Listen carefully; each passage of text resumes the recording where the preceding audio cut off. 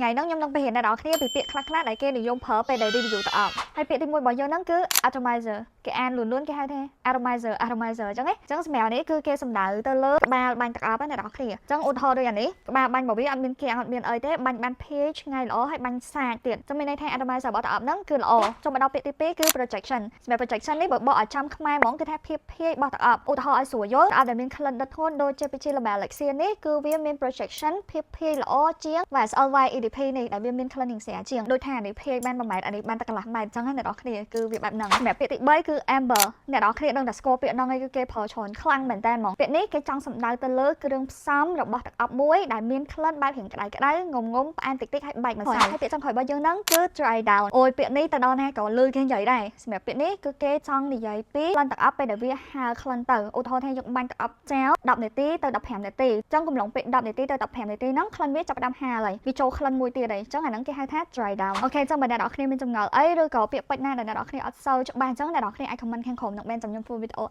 យហើយសម្រាប់អ្នកគេដែលគាត់ចង់បានជាមួយនឹងទាំងអស់ Set Sin Original មានទាំងតម្លៃធូរថ្លៃមានទាំងតម្លៃថ្លៃប្រហែលធំទៅបីអីអ្នកនរគ្នា complete pick Alpha Man ពួកយើងលក់តែរបស់ Set Sin Original ទេទៅជូនតែម្ដងណា